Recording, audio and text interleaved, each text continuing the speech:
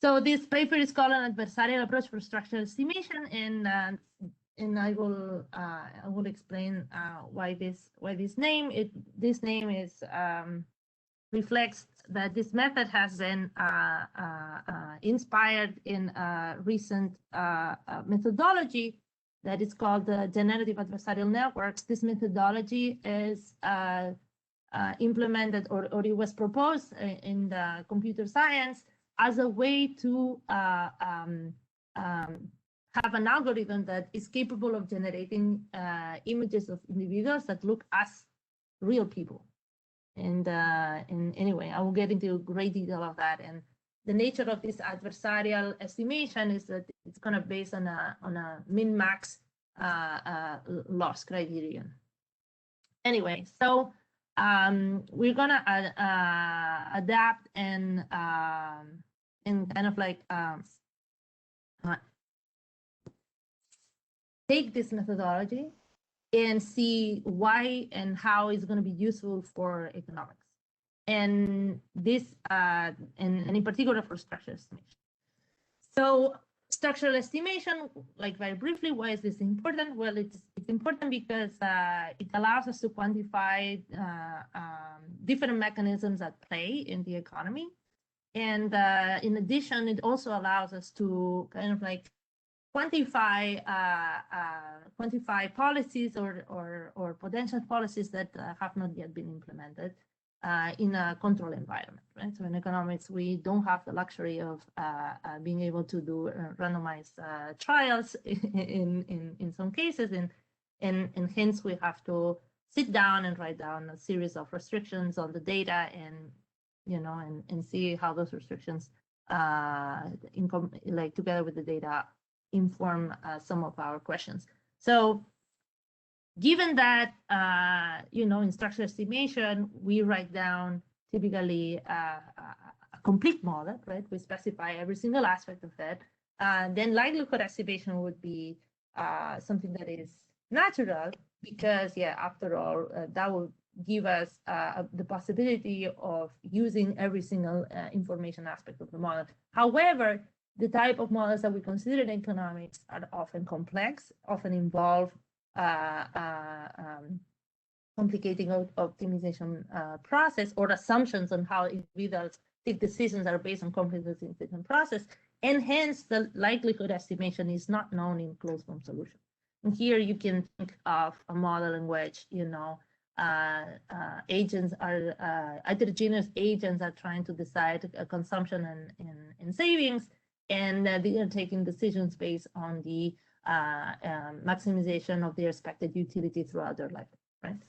So it turns out that that is something that is very hard to write down as when you try to write down the likelihood of the data that is implied by that type of decision making. It's very hard to have a closed form likelihood. So what is the alternative to that in this context? Well, what we see a lot is simulation type of methods. The simulation methods are very popular in applied work for many reasons. There's many versions of them, but you can think of them as simulated methods of moments, right? Like you have a list of moments that in the data that you think are good for targeting in terms of that your model should be able to reproduce. And so what you do is that you search over the parameter space of your structural model. In the case of this example that I was mentioning, the savings and consumption, you're going to search over discount factors and over like risk aversion parameters, so that the moments that are generated by this model under that choice of parameters are as close as possible to the ones that you observe in the data. So a generalization as that one can think of is indirect inference, right? And so this is a very popular method because it has clear benefits, right? First of all, they are conceptually, what I call conceptually straightforward, right? You understand very clearly what you're trying to do. You're trying to come up with a set of parameters that your model is able to reproduce in terms of some data, right? That you find it's important for your model to reproduce, right? On the other hand, there is also the aspect that it provides a lot of freedom to the researcher. The researcher has to write down a model, a complete model, because he or she might be interested in some equilibrium aspects of it, but you might not believe. You might be more like more confident in some aspects of the model, in some of the aspects of the model than others. And then what you do is like, okay, let me not impose everything of this model or this model and structure. Let me just take a few aspects of those, and that is what I really want to emphasize in estimation, right? So that is also something that is, in my understanding, a plus of these methods. But they do have some drawbacks as well. The first drawback that I want to point out is what I call the curse of dimensionality in models with rich heterogeneity. So what do I mean by that? Well, sometimes, you know, when you're thinking about estimating some of these models, and there is some heterogeneity in those, meaning that, you know, different individuals face different in the economy, they face different different restrictions on their ability to borrow. They face, I don't know, they face different propensities to consume for whatever reason, right? You might think of a good list of moment conditions to match, but then you also want to take into account that, you know, these heterogeneous circumstances need to be taken into account in estimation. And so you're going to start doing what? You're going to start doing something very natural, which is, okay, now let me match conditional moments, conditional on some observables, right? And what that is going to do is that while it is like in principle something natural to do, that is going to start splitting your sample very fast, and you're going to end up having very noisy moments, right, to match. So that is going to have an implications in terms of inference, and perhaps, you know, chopping your data in that way, it's going to be not the best use of it, right? But the alternative is not totally clear. So that also links to the fact that it is then not obvious what features to match, right, in the data. And so, yes, is there a question? No? Okay, so then, yeah, so the methodology that I'm going to be talking today, I'm going to try to tell you that is useful because it's going to choose moments, right? Partly based on what you think is important to match in the data, but also in a data-driven fashion in order to be able to gain power. Okay. All right. So more like a view of this paper is that we're gonna propose this new estimation method that is inspired in this generative adversarial networks, and I'm gonna talk about what is that. This generative adversarial networks, it's an algorithm that, yeah, as I mentioned, it was proposed initially as an algorithm that can produce images of individuals that look real. Okay, and so just let me show you very briefly. I'm pretty sure that you guys already have seen this type of pictures before, but these are pictures of individuals. No, these are faces, reproductions of faces of individuals that do not exist. Okay. If you all of a sudden want to create, I don't know, 1,000 Twitter accounts, you know, and as bots, and you can go online and you can purchase 1,000 pictures of individuals who do not exist, but that they look real, and they have been generated with this technology. Okay. So how do we think about this as they look real? Well, you know, from a statistical perspective, what you want to think is this is an algorithm, this is a technology that is capable of predicting distributions of data that look as if they were drawn from the actual distribution of the data. Essentially, this is how you want to think about it. Okay.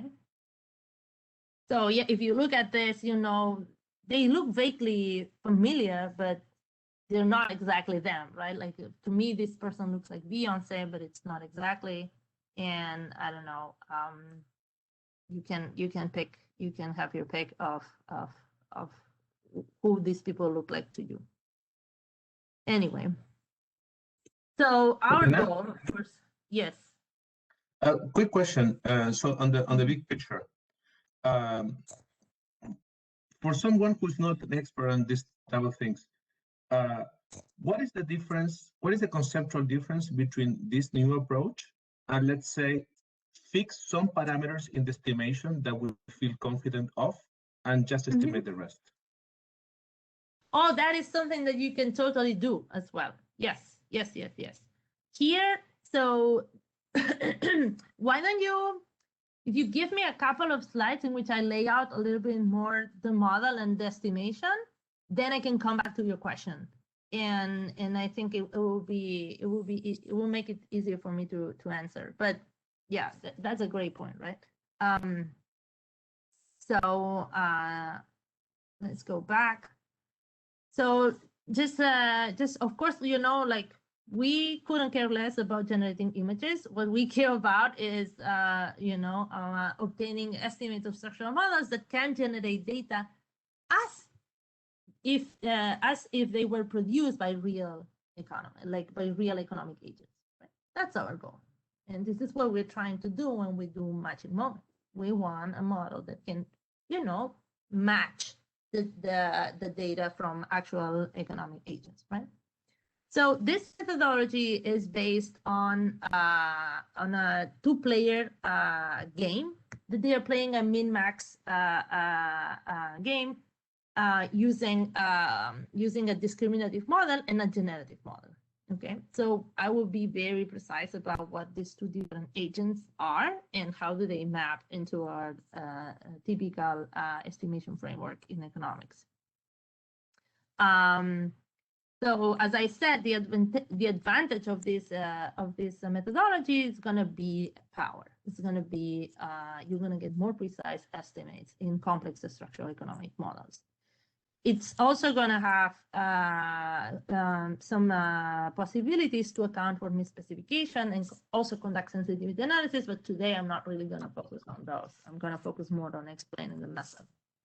And let me just finalize a little bit the overview, and then I pause for questions. So in spite of the fact that this looks like a very different object or very different way to proceed in estimation, it's going to be related to things that we know very well. And in particular, I'm going to show you that it is formally related to simulated method of moments. It's going to be actually asymptotically equivalent to simulated method of moments when you make particular choices in this estimation framework. And when you do other choices, then it's also going to be related to non-parametric simulated maximum likelihood. Okay. So I'm going to show you how this methodology can be feasibly implemented due to recent advantages in computation, and in particular, we are using neural networks as part of the estimation procedure, and I'll show you exactly when. And our main theoretical result is going to provide conditions under which, by using SIF to approximate an oracle discriminator, the estimator is going to achieve a Kramer-Rao bound, which means the estimator is going to achieve efficiency, right? It's going to be out of all the possible estimators that you could consider for that model, this estimator is going to give you the most efficient one under correct specification. And I'm going to show the performance of the estimator in the setting of the paper called Why Do the Elderly Save by Denardi, French, and Jones. This is a paper in 2010, which like become a seminal paper in the JPE. And the question that this paper asks is precisely that, is, well, we know that the elder, they accumulate a lot of assets, and they seem to be over accumulating if you want to take into account, their life expectancy and so forth. So they want to understand the different mechanisms at play for the elder hoarding onto their assets. And they have three different channels for that. They have, first of all, the elder are going to be saving because of lifespan risk. they don't want to outlive their assets, right? So they have precautionary savings because of that. They're risk averse to that. Then they're gonna have there's gonna be another motive for saving that is gonna be related to the medical expenditure. It turns out that when you turn 80 or so, you know, your expected medical expenditure skyrockets because all of a sudden you might need a hip replacement or you might need to check yourself into a nursery home, right? So all of that is also like another channel by which they want to assess the motive of saving. And the third one is bequest motive. So, you know, you might want to pass on some money, you know, that you want to leave some estate to your loved ones, right? So in the original paper, they have like this matching moments type of estimation procedure.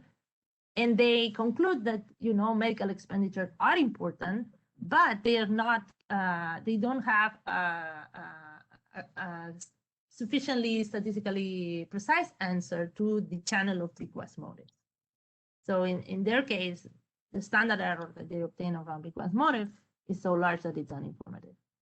So what we are going to find with our methodology is that it is still true that medical expenditures are an important mechanism for saving, but bequest motives are too. And we're going to see that while medical expenditure is going to be is a motive for saving, especially among the richest individuals, and that is because the richest individuals are the ones that live the longest, right? I mean, if I'm not going to make it into my 80s, you know, because I am poor, right? Or and I'm then why should I save for that, right? I know there's a very, very little chance that I live up to that age, right? But if I am a rich individual, then I want to take that into account that, you know, I might actually live until 80 or 90 when my medical expenditure skyrockets, and then I want to save a lot for that. Bequest motives are going to be actually important or relatively important throughout the distribution of wealth. So even people who was at the very bottom of the distribution, they still want to leave something, some estate for their offspring. Anyway, so that's going to be our conclusion in that case. So let me just tell you, this is the roadmap for the rest of the talk. So I believe we have one hour almost. So I'm going to talk about the model and the data. That's going to be essentially notation. I'm going to talk about the estimator, some statistical properties. I want to also show you how the methodology can be implemented in some Monte Carlos, and then the empirical application. I might skip the Monte Carlo in the interest of time, but yeah, if then there's interest, I'm happy to go back to it. And at this point, I'm happy to take some questions if there are some. Elena, I have one question. Yes, it's more like a clarifying question. So if I understand correctly, this is for setups where someone write a structural model that assume that it is correctly specified, and for some reason they cannot write the likelihood of the model because this is a parametric model, so they cannot. That's right. It's so complicated that you cannot write the maximum likelihood, and the alternative is to estimate that the parameters is to look for some moments. The question is which moments to choose. This is what because the moment is so complex that also delivers too many moments. That's what we are after here. That's my question. Yes. So yeah, this is a methodology that we want to put forward in terms of let this device pick the right moments for you, essentially. Yes. So that you can obtain precise answers to your questions in the statistical terms. And so the example that you want to have in mind is an example in which, yeah, you're having a Bellman equation, right?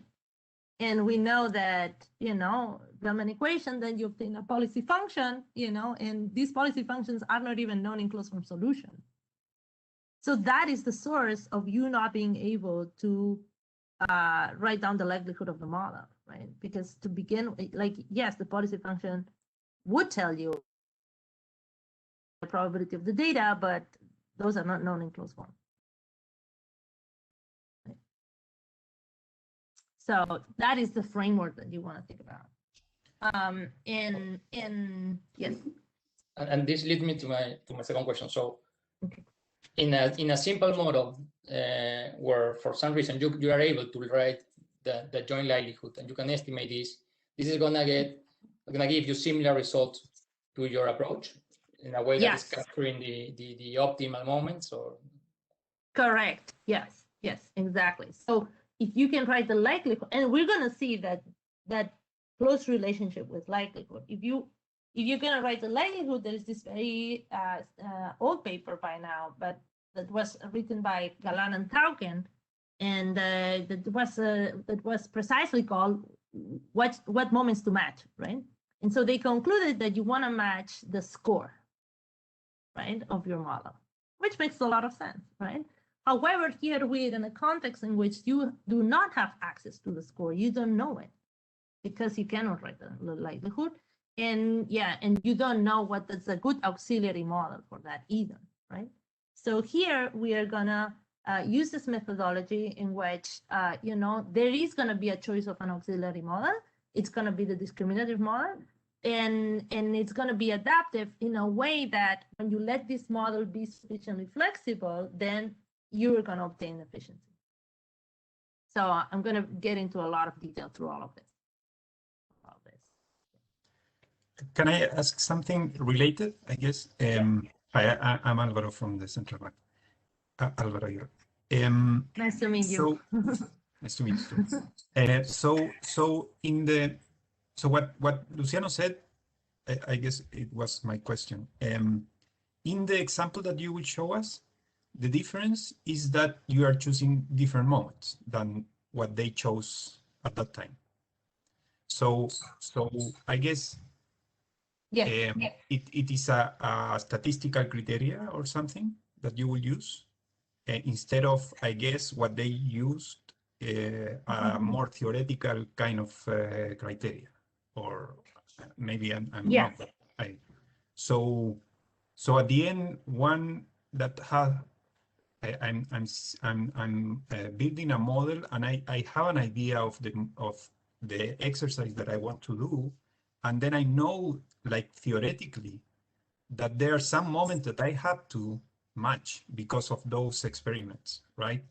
So I'm a little afraid that here we will go only for the statistical part, which is good, but maybe if you are doing a theoretical model because of some precise exercise that you want to do, the theoretical part is also very important, right? I absolutely agree with that, and I think that there is a way in which you can still preserve that aspect that I want to choose what aspects of the data I want to keep. You will be able to do that in here. The interpretation of the efficiency result then will be different. It will be conditional on the choice of what aspects of the data. Now, the difference here is that you are going to be picking those aspects of the data and also exploiting information on interactions with the other variables in a way that is going to be data-driven. Right? Okay. But yes, it is true that here it is like there is this tension between, I really want to just stress this aspect of the data and the statistical thing, right? And you might say, I know that if I go with statistics, I'm going to be exploiting the information on the tails, which I might or might not really want to do. But we're going to try to hit this middle ground. And I'm also going to try to convince you that sometimes, and in particular in this example, sometimes the tail are going to be the source of your identification. And so I'm going to try to make the case in the context of this paper of why do the elderly say. But just to give you a preview, so what they did in this paper is very sensible. They were trying to match so they have a panel, six period panel of assets, right? So these people is retired. These people is just sitting on their pile of money and they're deciding how much to eat, essentially.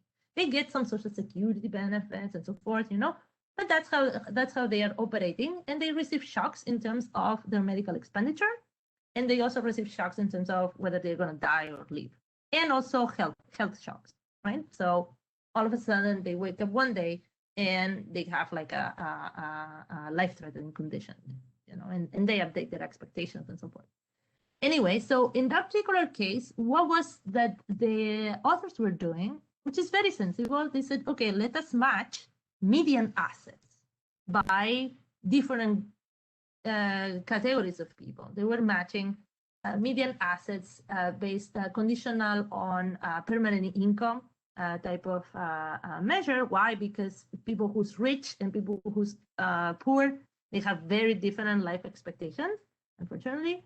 And so not conditioning on that would make rich people look very, very thrifty when they're actually being completely rational, or they're being right about the about doing so, because they're gonna live much more years than the actual than the people who's poor, right? But and so by doing that, they said, okay, let's choose median, because yeah, assets have long tails. You know, it's very hard to actually write down a model that can match the mean, which is something that would be the natural way to go. But by doing that, they do something that it's a bit problematic, which is men and women, they live, they have very different lifespans. We know that, you know, statistically, a poor man lives about 14 less years on average than a rich woman. So that's a long time. And that's a lot of assets to have to keep, right? So by doing that, essentially what they're doing is that they are only exploiting information on women, because the median person in each of these years and in, you know, is always going to be a woman. Yet, if you think of the behavior of men, it's very interesting to exploit that information, because they live less. And because they live less, they can save only based on bequest motives and not medical expenditure. While if you're looking at the behavior of women, because they live for such a long time, those two channels are very entangled one with another. So even though you might sit down and you might think, oh, this makes perfect sense to choose this moment, they had a very good reason to do what they did. But the fact is that you're leaving on the table a lot of useful information, which, yes, is a particular one, and it's not a lot of it, but given that you have it, it might actually be very important to incorporate it. And this is what I see, that this methodology is going to be important, not necessarily as, you know, just throwing what we have and replacing it and just going with the statistics, but in the sense of, well, let's see what, you know, in the sense of, let's explore also what happens when you use more information. And here I can explain very well, yeah, why it is important to exploit more than just the moments, but sometimes it might not be that obvious. And I think it's worth to use a variety, to use methodology that can span both ends. You can still go with your moments, because I'm going to show you that with some choices, you're going to be right back at simulated method of moments. It's going to be equivalent. But if you want to kind of like entertain the possibility of using more of your information, you're also going to be able to do that within one framework. So this is the way that I see it. Okay, and just to close this, so yeah, it will be so transparent in the general case, like saying that what you didn't do is to use difference between women and men. It will be like that, like these moments you didn't use. Oh, yeah. So you were asking a question that we got from a referee, right? then which is a great question, which is like, okay, so now you tell me that you want to use, you know, all of these compositions of things, but and then you're gonna get like a more precise answer. But where does this come from? Can you exactly tell me where does this come from? And so we are working on that, and I'll tell you that exactly when we get to the point that is easiest to answer that question for you. But yes, there is a way to kind of like go back and look at, oh, what exactly are we exploiting, and do we like it or not? Yes, there is a way to do that. All right. More? All right. So if there's no more questions, I'm going to go forward. All right. So this is essentially notation. So we're going to have some outcomes that I'm going to denote yi, and they're going to be finite dimensional. And then we're going to have also some covariates. We're going to have some explanatory variables. So we have, in the case of the application, these are going to be the assets, over time that I observe of individuals. And then we're going to see if they're men, they're female. What is that? Are they, do they have a high permanent income or not? Are they sick? Are they healthy, and so forth? So exogenous stuff, that conditional on those, we have written a model. So, excuse me, I'm going to note yi conditional xi, the distribution of the data, P0. And then we're going to have that our model is going to be a mapping that given some parameters, and here, you can think of risk aversion, discompactors, whatever you like, whatever it is in your structural model, the conditioning variables xi, then given some shocks, we're going to be able to produce an outcome yi theta. Okay, so the assumption here is that we are in a setting in which likelihood is hard to write down, but we can simulate. Okay, and so this is our simulation mapping, and I'm equating the model to the simulation mapping. Okay, theta is going to be finite dimensional, and epsilon I is going to be a vector of disturbances whose distribution is known. Okay, so while T might be very complex and it's not known in form of resolution, simulation is feasible. That is, we can obtain yi theta, easily given epsilon and xi. For the sake of the presentation, I'm going to assume correct specification. That is, there exists a value in the parameter space theta 0 such that the simulated data from that from given that choice of the parameters is going to be distributed exactly the same as the actual data. The object of interest is going to be theta or a function of it. So here, let me go back to one question that I had before, which is, well, what if I want to fix some parameters and estimate the rest, right? That is not the full structural model per se. So this goes back to this mapping T, okay? This mapping T does not need to be the structural model itself. This mapping T can be a reduced form. Yet it has to be, such as, oh, I'm fixing some of the parameters, or I am just like not exactly writing the outcomes, but some function of the original outcomes. What is important is that this, in some sense, is invertible. That given these variables here, I am then when I'm going to be writing my estimator, then that I can recover the theta. So the question is, well, what if I have general equilibrium effects, right? I mean, this could never be everything would be endogenous in that case, right? The x's and the y's and everything. And so I cannot write a mapping like this. And so hence the way to think about this is a reduced form of that. Okay.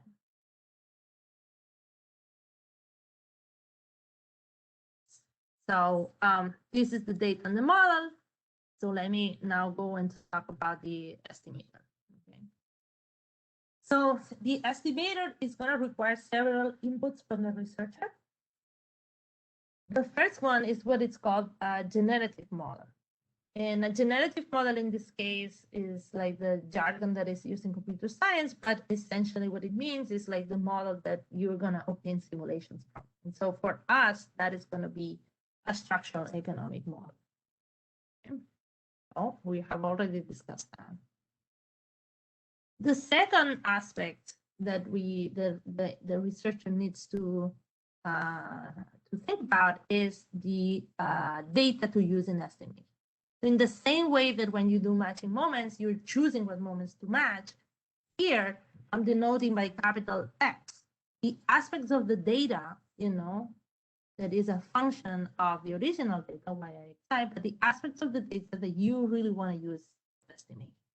Okay, so this xi is going to be a function h of whatever aspect of the data, and xi super theta is going to be the same transformation, but now using the simulated data when you use xi and theta for simulation.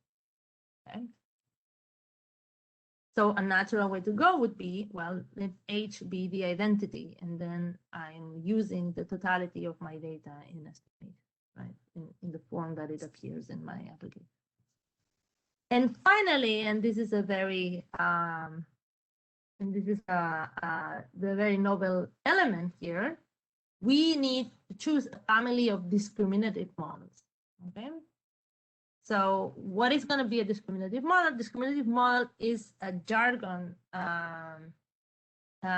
for in computer science that is essentially equivalent to a discrete choice model. Okay, so given some observation x, right, that belong to this RD, so recall what is x, d of x is a score, essentially, of the likelihood that the x that we're observing is drawn from the actual distribution of the data. Okay. So in that sense, imagine that, I had such a model, right? I have such a model, in anyway, yeah. Let me not say that in this particular case, but and show you exactly how this family of discriminative models enters the estimation procedure. Okay, but just think of it as a score, as like it tells me the likelihood that this observation is drawn from the actual data. All right. So different choices of age, right, and different choices of this family of discriminative models are going to induce different estimators of data, okay, of the structural parameters. Here we will see several examples. Elena? Okay. Yes. Can I ask you a question in the previous slide? Yeah. Mm-hmm. This is Federico from the Central Bank. Nice to meet you. Hi. So I guess what's the role of the H function? I thought that the whole motivation was to kind of put as little as possible sort of priors on there, so that sort of let the method and the data speak for themselves, I guess. So what do you think is the role of H? Like, how could H help in solving the issue that I guess you want to solve with the method? Right. So this H is to mimic or to allow the researcher the possibility to focus on some aspects of their data and on others. For instance, imagine that you're trying to write a structural model in labor, for explaining growth wages, right? So your H, but you in reality, what you observe is wages, right? So H would be like this transformation into the growth, because that's the object that you care your model to really reproduce very well. So, but at the same time, yeah, I agree with you that, yeah, this could be seen as a little bit of a contradiction, but think of H then as the identity, if that helps. I think for me that is the way to go, but anyways. Okay. The other aspect is that for a particular choice of this family D, the method is going to boil down to matching moments, and then you would really like the possibility to choose what moments of the data you want to use. So that is all. But it is, yeah, if it's not helpful, yeah, just think of it as the identity. Any other questions? Okay. So Without further ado, this is the estimator criterion. So the estimated criterion is this one with the min max, and theta hat is the solution to this problem. Okay, so in order to understand what is this, let me go optimization, one optimization at a time, and think of the inner maximization problem. So fixed theta, okay, for a particular choice of theta, let's focus on what is this maximization here. Well, when n, which is the sample size, okay, and h is the number of simulations, right, that I've picked from my model, is the same, okay. This inner maximization problem can be understood as the maximum likelihood estimator of a discrete choice model in which the outcome is whether 1 if the data is real and 0 if the data is simulated. Okay, so just to like further exemplify what is this, you know, imagine that I want to predict whether a certain observation is true or a certain observation is simulated. Okay, so what I do is I can fit to this discrete choice model, you know, in which the outcome is 1 if the data is true, right? Associated, you see, as you can see, to the samples of the actual data, this capital X1 and capital Xn, and it's 0, right, if it is associated to the simulated data. Okay. So if I'm trying to do that, if I'm trying to estimate such model, this is the actual log likelihood of that problem, right? And in which you can see here the label 1 times the log of the probability of xi, right, being that this one is the true data, plus 1 minus 0 times the log of 1 minus d of xj, you know, of the synthetic data. Okay. Typically, when we are estimating these discrete choice models, we don't have the data ordered into ones and zeros, but if we do, this is exactly what we would obtain. Okay. So what are we doing then here? So in this inner maximization problem, given the choice of the family of discriminator models, think of it as logistics or think of it as a logit or a probit, right? Given that choice, we are choosing the best possible model that can tell apart real data from simulated data. That's exactly what we're doing. Okay. And what is the outer minimization problem doing then? What we're doing is the following. So given that given that choice of data, we're picking the model that can best tell apart simulated data from actual data, right? So when theta, the choice of theta is very far away from the true theta, you know, I'm going to generate data with my model that looks very, very different from my real data, right? That's why theta and theta 0 are far apart, right? And what's going to happen that my discriminator, because it's the best one within the class, right? It's just going to be able to really tell apart the two. It has no problem predicting that whenever it sees xi, you know, d of xi is going to be close to 1. And whenever it sees xi theta, d of xi theta is going to be close to 0, right? For that particular theta, which is very different from theta 0. Hence, this whole thing, right? Log of 1 is 0. Log of 1 minus 0 is still log of 1, which is also 0. So this whole criterion here, this whole part of the criterion is actually going to be close to 0 for thetas that are far away from theta 0. Now start making theta closer and closer to theta 0. In particular, think of theta as being exactly equal to theta 0. Then what happens? Then even the best choice of discriminator model, right, within the class, because xi and xi theta have exactly the same distribution now, there is nothing in these two different samples that is useful to predict the provenance of the data, to predict simulated from synthetic. Hence, the best possible answer, the best possible model there is going to be one in which D is going to be constant and equal to 1/2. Every time that I show you some data, the best possible answer when theta is equal to theta 0 is, look, I'm confused. I don't know what is like the probability that this comes from the actual data or the real data or the synthetic data, because they come from the same distribution. So it's a half. So what happens when this guy log of D, of D is a half? Then this part here attains the minimum possible of this whole criterion, and in particular, it's negative. Theta very different from theta 0 is going to be 0.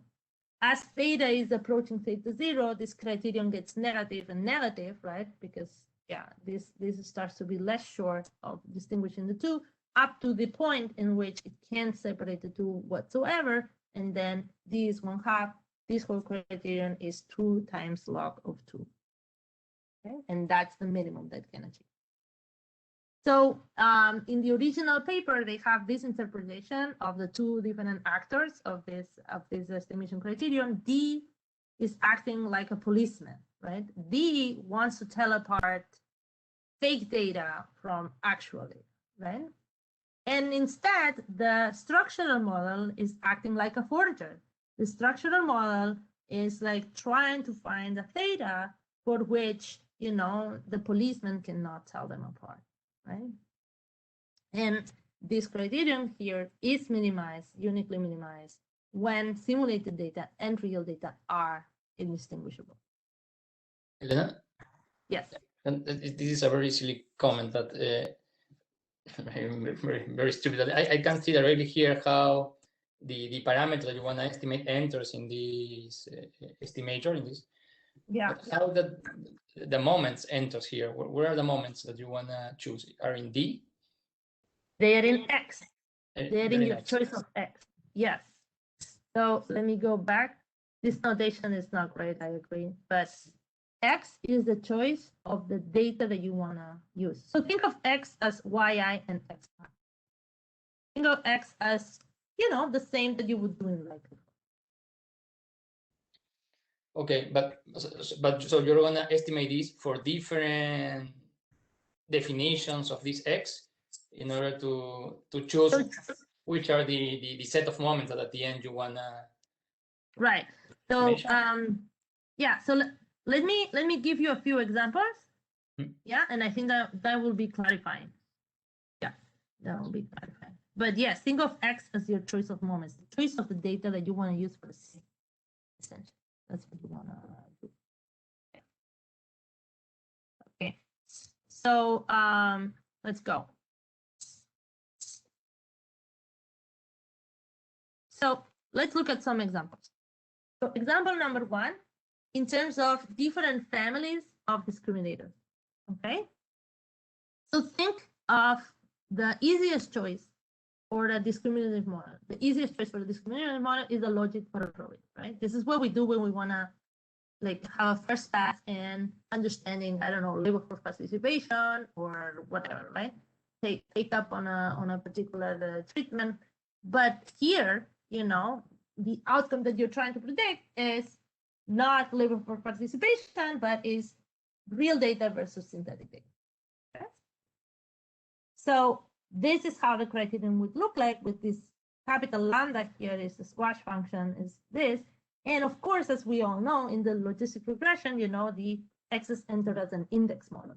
And so it's a finite dimensional problem. This essentially, this inner maximization here is just like fitting a logistic regression through Xi and Xi theta, where Xi is associated to 1 and Xi theta is associated to 0. Exactly that. And this is actually how I program it in my computer, essentially, and so it's useful to look at this example for several reasons, but the first one is because you can do some math here, right? We know closed form solutions. So for a given theta, the first order condition of this inner maximization problem is this, right?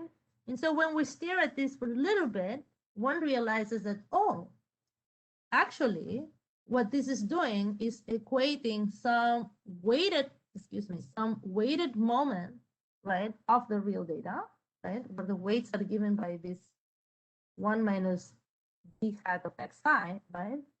Equate those to some other weighted moment, but now using the, hopefully you can still see my screen, but using now the simulated data. Okay.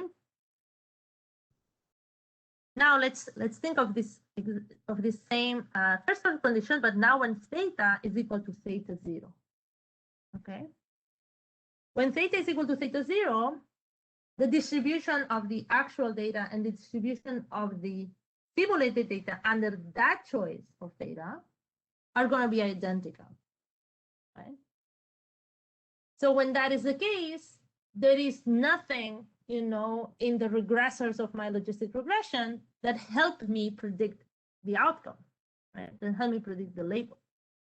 And hence, all the parameters associated to the logistic regression are going to tend to 0, right? Because they have no explanatory power in the label.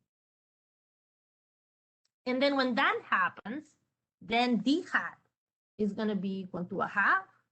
And essentially, what we're doing is exactly matching the moments that are induced by my choices of this capital X. Okay.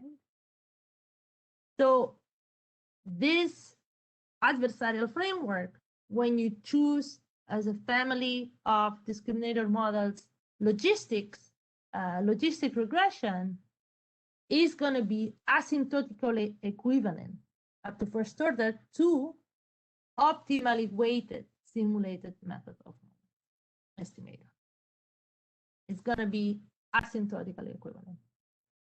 That is, it is the same in terms of inference to do this adversarial framework, to use this adversarial estimator, then to pick the moments xi, weight them optimally according to efficiency considerations, and get that estimator. It's the same. So in that particular case, the adversarial estimator coincides with simulated method model. Okay. And we have a proof for that. It's not evident from these slides, but we have a proof of that result. Okay, questions so far? Okay. Let me now go and talk about this example first, and then I'll go back to example number 2. So it is, in econometrics, is often useful to actually think of the limiting cases of the estimators, right?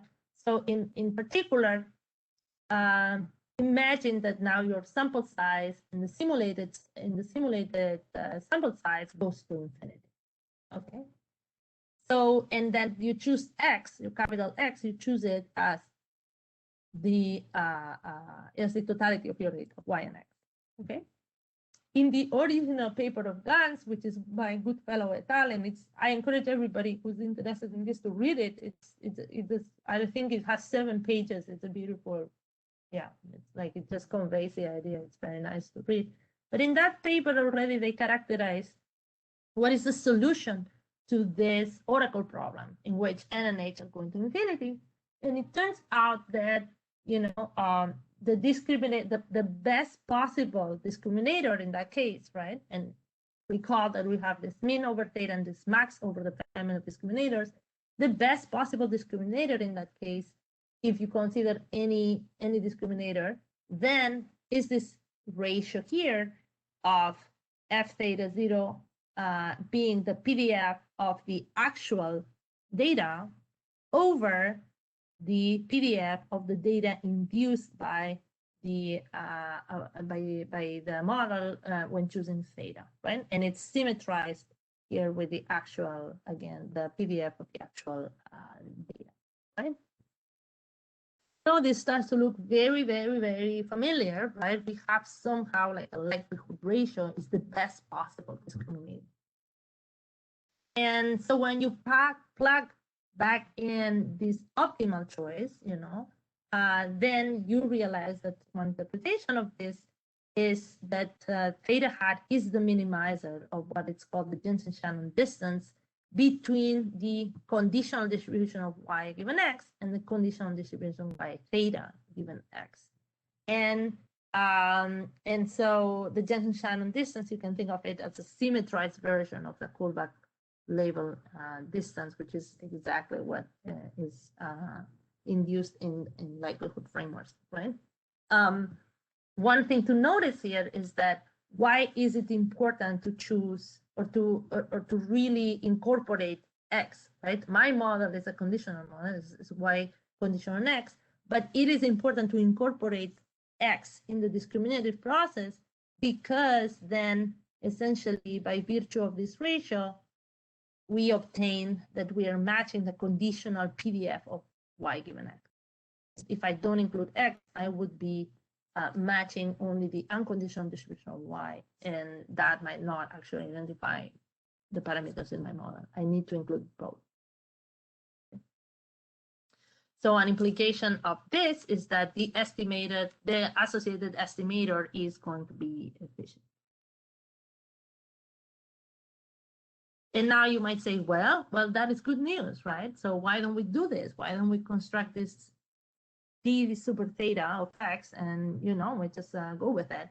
And of course, the reason is, well, to begin with, we are doing all of this because we do not have access to this guy, right? We do not know the PDF of the data. So what are we going to do instead? What we can do is try to estimate this oracle guy. And how are we going to estimate it? Well, the way to estimate it is to think about a family of discriminative models that kind of like gets richer and richer, The logistic is a very simple one. Now think about making that logistic model more and more complex, and to the point that you're going to think of this complex model as a sieve estimator, a sieve non-parametric estimator of this oracle discriminator that we do not know. Okay, so when you think about that, a natural choice is multi-layer neural networks, or neural networks with one hidden layer in which the hidden layer is actually growing with the sample size. Okay. And why? Well, because if I choose neural networks, as a particular case, a neural network with no hidden layers is going to be a logistic. And as I am enriching this neural network, because they have universal property approximation, universal approximation properties, then they're going to be able to get arbitrarily close to this oracle guy, and hence the result of the paper is going to be that we are still going to obtain efficiency even when we are non-parametrically estimated through this sieve estimator. Elena? Yes. Sorry for coming back to my previous question. So, so what you're saying is, basically, start with a large set of X, or a large set of possible moments, maybe if you can with all the moments, and try to model the discriminator as a function of all these moments. And the discriminator is going to use some machine learning technique to in a way, select dimension reduction to the discriminator. So that you're modeling the discriminator as a function of all the moments, and then your algorithm are going to just select a fewer or a lower set of moments that are useful for the discriminator. Is something like that? Yeah, you can. So there is one case, and you're going to see that in the theory that actually plays a crucial role, right? So say you want to start with with the totality of your data, y and x, okay? Y and x might be very, very high dimensional, might be actually 20 dimensional, as in the empirical application. We're going to have y is going to be six dimensional, and then we're going to have a large set of covariates for, And so it's very, very high dimensional. And so you think, oh my goodness, so how am I ever going to be able to non-parametrically estimate a function, a 22-dimensional function, right? Because this is what this is, right? And we know there's cursive dimensionality, and we know that that is essentially a lost cause. Now, if the data that you're trying to, if this input admits a lower dimensional representation, I can achieve that through the use of a multinomial neural network, multi-layered neural network, right? And then what I'm doing is that with the first few layers, I'm actually doing dimension reduction on my data. And then the last layer can be thought of a logistic discriminator. And then what I'm doing is that I am matching the actual relevant moments, the transform moments that really contain the information, and I can do estimation in a low dimensional setting. So yes. And in that regard, this methodology is very useful for that, right? Now the question is, does your data admit such a representation, right? Can my data be represented in a low dimension? Sometimes it will be yes, and sometimes it will be no. I can show you things that you can do to kind of like have a sufficient but not necessary condition for that to hold, right? And I think that is useful. But more generally, yes, what this is doing is it's condensing your data in a low dimensional vector.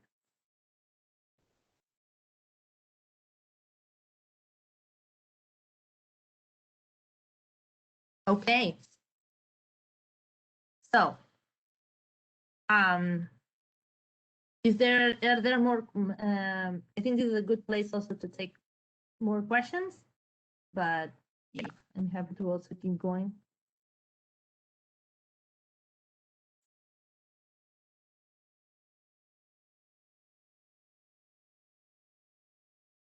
Okay, here we go. I'm just not gonna spend a lot of time in the statistical properties, and okay, so yeah, so I'm gonna try to get to the application and into the Monte Carlo, because I think those are more than likely. So this slide just repeats and says in a more formal way the result that I was mentioning before, that you can show that when you're using a logistic discriminator, right, you are actually doing exactly the same as simulated method of moments, matching moments, and you obtain the optimally weighted aspect just free, right? So I am also working on a separate project in analyzing this estimator more in depth, and because it turns out that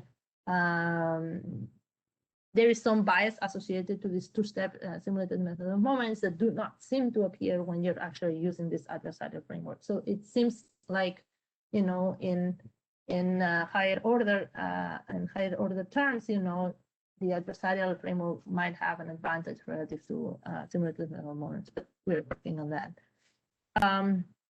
The Oracle case. The only thing that I want to mention here is the following. You can obtain an expansion of this form, right?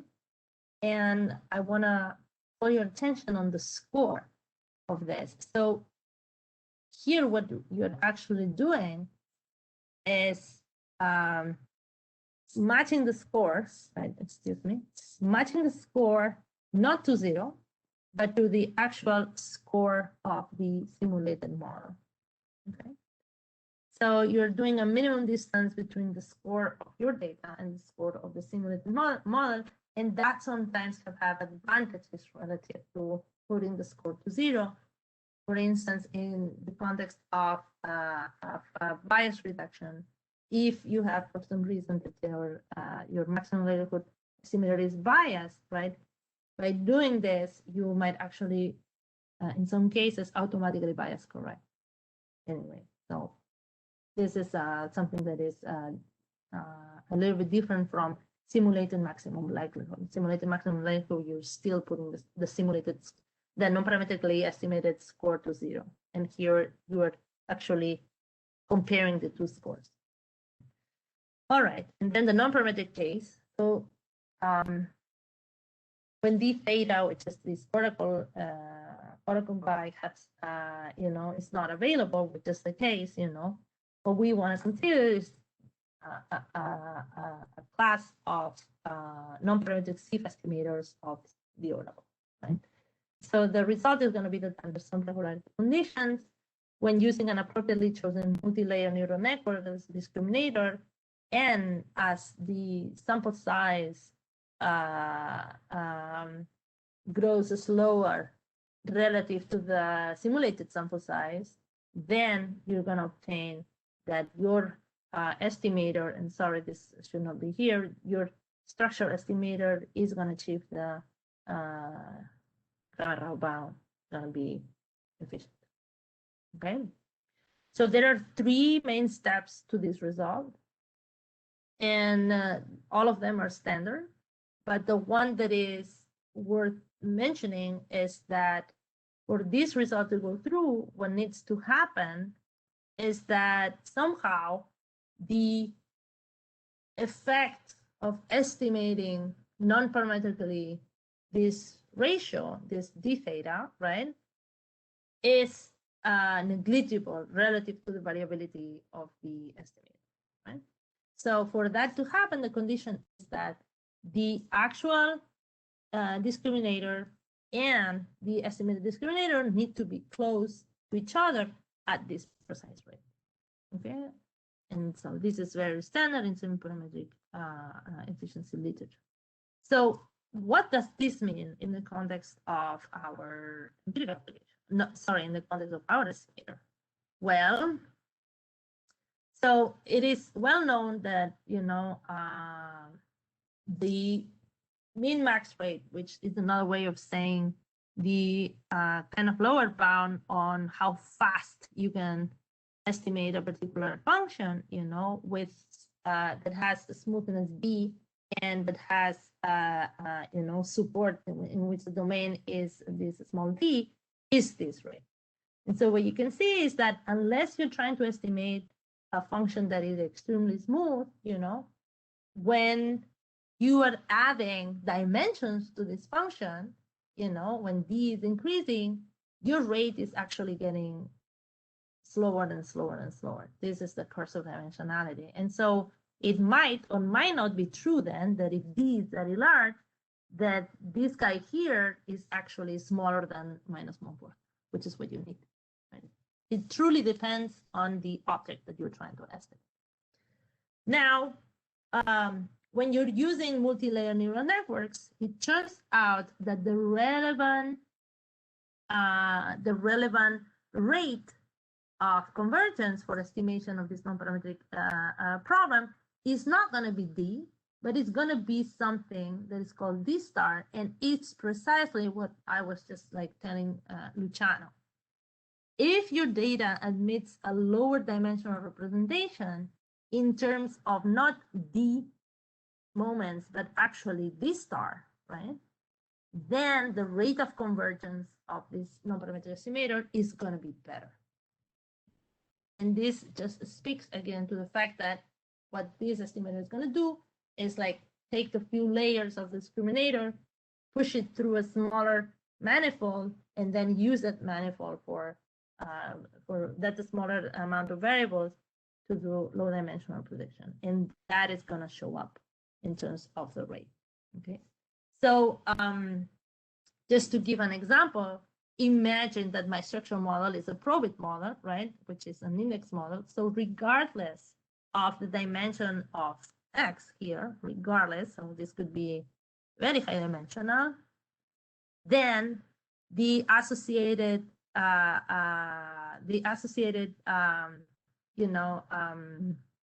d star, of this model is not going to be, the rate of convergence at which I can estimate the associated d theta is going to be not in terms of d, but it's going to be actually in terms of 1. because it admits a representation in terms of much lower manifold. Anyway, we are using this statistical result from Bauer and Kohler in 2019 in the Annals of Statistics, but there are many different results that point to, more generally speaking, that sieve estimators have some advantages relative to other non-parametric methods because they can exploit these low underlying dimensions. Okay. So how can I actually know if my data admits such a representation is by using what is called an autoencoder. So, and just to give you a very brief sense, so an autoencoder essentially is like doing nonlinear PCA, right? Using as a method of prediction instead of using like a linear structure based on the eigenvalues of a matrix. What you're doing is using a neural network and that has, you know, multiple layers, and then the middle layer, which is the thinnest one, is the one that dictates the underlying dimension of your data. So if you're capable of fitting your data through this autoencoder, you know, bringing this to 0, then you know that your data admits a representation in terms of not D dimensions, but actually D star, where D star is the thinnest possible, is the thinnest layer. Okay. Anyway, so this is all that I wanted to, yeah. You have like 40 minutes. Okay, yeah, so this is all that I wanted to say about that. So let me just go to the empirical application and not talk more about this so that I can show you how I implement all of that. Anyway, so I just want to say that for how do we solve this computational problem, there is a lot of papers talking about how do you actually implement GANs in the computer science literature. They have actually implemented it with many different types of laws, not only this binary cross entropy, but they use Wasserstein, they use all sorts of things. So you'll find a ton of papers about how you actually get to the estimator. But this is what we do. We essentially do an iterative process between, you know, picking as a start some structural parameters, then simulating data, then estimate your discriminator, right? Obtain predictions, and then compute numerical gradient relative to the structural parameters, update your parameter, and then start all over again. Simulate data according to your updated data, update your estimate, solve the inner maximization problem, and then do the following step. So this actually converges to a local minima. So one thing that you might want to try is multiple initial conditions here. And you know, and so depending on your choice of the discriminator, then you do different things. If you have chosen a multi-layer neural network, so what we do is use all of this TensorFlow type of like machinery in which you're just using backpropagation, stochastic gradient descent, and all that stuff. If you have chosen a logistic, then you just run with logistics, you know, and that's it. Okay, so let me just skip all of this and let's talk about the application. So we're going to explore the usefulness of this adversarial estimation framework in rationalizing the saving patterns of the old in the ahead data. So the Nardi, French, and Jones, which I'm going to call DFJ, emphasizes these 3 different modes for precautionary saving. The first one is lifespan risk. I don't want to outlive my assets. The second one is out-of-pocket negative expense risks, and the third one is big cost model. So this entangling the different channels is important, in particular because they are a key input in understanding and evaluating programs such as Medicaid or Medicaid, right? Which are big components of you know, of the American taxpayer funds. So the authors, as I mentioned before, estimate this model using a matching moment strategy. They match the median assets by cohort, taking into account the age of the individuals, and by a measure of the permanent income. And so they divide those in 5. So this permanent income quintile and by age, right? And so they have a totality of 120 moments, and they have 3,000 individuals. So, of course, they do not take into account, for instance, conditioning on gender, right? Or conditioning on health status, which they have data on and which is part of their model, because they would just start having very, very poor estimated moments. And so they cannot afford to actually incorporate. It's not so easy to figure out how to incorporate that information in this moment setting, just because there's just this much that you can chop your data. So only doing what they're doing, they already have 120 moments. Okay, so as I mentioned, their conclusion is that medical expenses are an important determinant of retirement savings, but the matching moment estimator is uninformative about the importance of bequest model. So given that that is unsatisfactory, because if you do not know if bequest matters or not, then kind of like your answer is incomplete. We're going to consider this adversarial framework with 2 different choices of X. We're going to define 2 different X's, okay? And we're going to choose also based on, we're going to choose as our discriminator family, we're going to choose neural network. So we are really in this framework in which we want to have a rich discriminative model and use it with a lot of moments and see if we can achieve kind of like more precise answers. Okay. So what are going to be the inputs that we choose? So in the first case, we're going to choose all the asset profiles, right? So exactly, yeah, how the asset profiles by individual look like. Their lifespan profiles, are you dead or alive, which is very natural, a measure of their permanent income, and then their age, okay? And so this is going to be a 13-dimensional vector. Then we're going to try a different specification of X in which we're going to have the same variables as before. So assets, individual profiles, lifespan, income and age, but we're going to add to that health history. We're going to add, do you feel, are you healthy or not? Like this is a 6-dimensional vector in addition that captures, yeah, that whether they're healthy or not, and gender. Okay, and why? Because we believe that these 2 variables add an important source of identification to the table, given that, you know, men and women have very different lifespans, and that when you receive like health, when your health changes, also your expectations about your life expected, your how much longer you're going to live change, and that could also be informative about the different mechanisms. Okay. All right. So just to give you a preview, the model is a model for heterogeneous single retirees age 72 and above who are out of the labor force.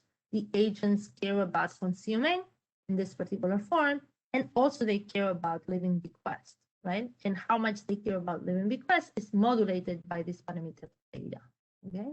Bequests are modeled as luxury goods, meaning that you need to have a certain amount of assets in order to be able to enjoy living bequests, and this is modulated by this parameter K. New is the risk aversion, and so the risk aversion is actually common to your own consumption and somehow the consumption of your state receiver. Okay? So the agent's gonna take optimal savings and consumption decisions by maximizing the sum of the discounted stream of the utilities subject to their budget constraint. So agents, as I said, they face 3 different types of uncertainty: health status, medical expenses, and survival. So these are the different shocks, right? And health status is a shock also because it affects your probability of survival. Okay. And these shocks are conditional on gender, age, health status, and permanent income. So there's a lot of heterogeneity in the type of risk that these agents are facing, but their preferences are common. So in addition to all of this, there is a consumption floor, C-bar, by which the government ensures a minimum level of consumption. So here there is no borrowing possibilities. The only thing that happens is that if you are essentially cashed out because you got a super huge medical risk, the government intervenes and they just like ensure a certain level of consumption for you.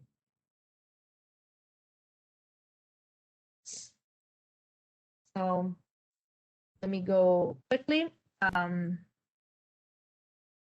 Okay, so this is the data. As I said, a lot of these details are in the paper, but they have information on their age, the health status, the financial wealth, non-assets, income, medical expenses.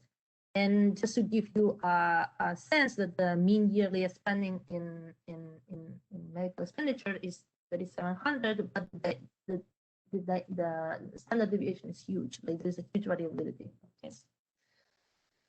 Okay, so I want to show you first why adding health shocks in gender is an important component for obtaining identification of medical expenditure and bequest models. Okay, so I'm going to do that through this kind of like a case study. So here fix the cohort of individuals that around the first year they have on average 85 years old or 84 years old, sorry. So I'm going to separate these individuals into men and female, and I'm also going to separate it into their health status. So the yellow individuals, in both for men and women, are going to represent individuals who are always claiming to be in good health throughout the sample of observation. The orange individuals are going to be individuals that within their first 3 waves of interviews, right, they're going to say at some point that they feel sick. Okay. And I'm going to compute what is their 5-year survival, at 85. And I'm also going to look at their evolution of asset profile. Okay, so let's start with women. So women, when they're healthy throughout, when they're 85, they have a 33% probability of surviving 5 more years.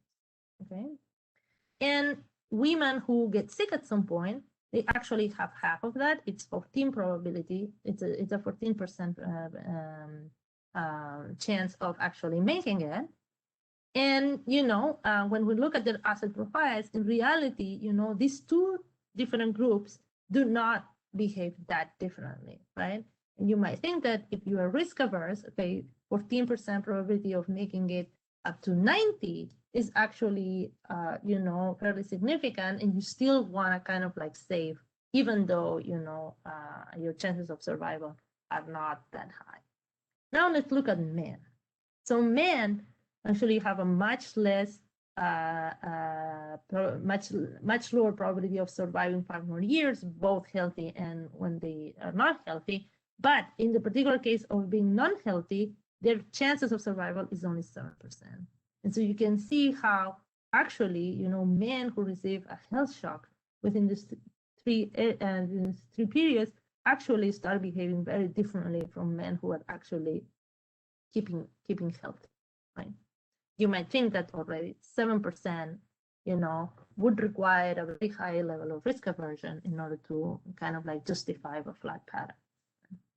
Women still feel compelled to save. Sorry. Women feel compelled to save, but men do not feel compelled to save.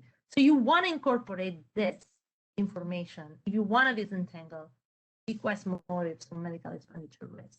Because essentially this guy is saying, well, I'm not going to make it, I'm just going to consume now, not thinking about the medical expenditure risk. I'm just going to consume to the extent that I want to just save bequest for my family.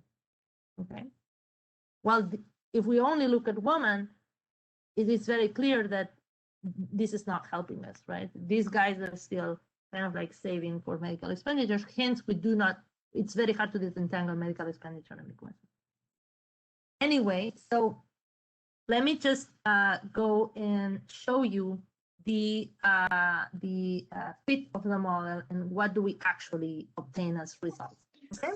Elena, can I ask you a very quick question? I think Sure. I missed something. Yeah. So in the original paper, do they target any kind of moment that is different for men and women? No, they do not. They can't afford to do that. They can't afford to do that because they have very few observations for men. Like we have 3,000 women, and I think 500 of those is only men. So they do not do that. That's because very few men get to the age of 85, right? Is that the case? They are dying. Okay. Yeah. They are dying. Anyway, so what I'm gonna show you here is essentially the fit of the model in terms of some of the assets 1 period before death. So here I'm particularly interested in understanding how well my model can actually fit the measure of bequest. Okay, so and I'm gonna do that conditional on different categories of wealth, which are measured by permanent income quintile. Okay, so I have permanent income, and so the first one is going to be the poorest people, the fifth one is going to be the richest people. Okay, and so I'm looking at how much assets they had 1 period before that. Okay, so the first column, the first line here is the actual data. Okay, so what you have is, is that as you would expect, this is monotonic and increasing. So here, DFJ baseline, this is their estimate. And so what they obtained, is that they tend to undershoot essentially almost all the time. Okay, they're when you do this experiment, which you take out the bequest motive, it's essentially the same prediction. They do not, their model does not predict that bequest is an important motive for anybody, right? Instead, when you actually do a counterfactor in which you take the medical risk away, yes, in their world, people is going to start saving much less in the case in which there is no medical expenditure. Now let's see what happens for us. But in general, they are undershooting. So for our estimation, what we obtain, yes. You have 2 minutes. Yeah, I'm going to wrap it up very quickly. So what we obtain essentially is that we are kind of like being more on target, for the lower part of the distribution, than the DFJ, but we are overshooting a little bit in the upper part. Now, what we are saying is that when we do these counterfactuals of no bequest, for us, our model predicts that bequests are an important source of saving throughout the distribution, right? And medical risk expenditure is only an important source of saving for the upper part of the distribution. So, summary of this, we are kind of like recovering this strong motive for the totality of the sample that accounts for the undershooting of DFJ in the initial part of the distribution. Now, the last part that I want to show you is that like we estimate according to us and according to DFJ. And the only thing that I want to point out here is that, we are obtaining much smaller, kind of like a standard than they do, meaning that we are actually exploiting the data in a much more profound way, and we are kind of like narrowing down the estimates much more. So the biggest difference between their estimation and ours is that they estimate that the luxury parameters of bequest, you need to have a lot of assets before you actually start enjoying living bequest. For us, it's the opposite. And it's the source of why we much better the lower part of the distribution. You need to have very small amount of assets in order to start enjoying the distribution. Anyway, so let me just conclude. So we have investigated this adversarial estimation framework for structural models. The method spans a wide range of different methods, going from simulated maximum moments all the way to non-parametric simulated maximum likelihood. And this can be thought of as a SIF version of this non-parametric simulated maximum likelihood type of estimators. And SIF might have useful properties and adaptive properties in the case where your data admits a lower dimensional representation. In the context of savings decisions of the elder, the method provides new evidence of the importance of bequest motives, not only for the wealthy, but across the entire distribution of wealth. Now I'm going to stop there.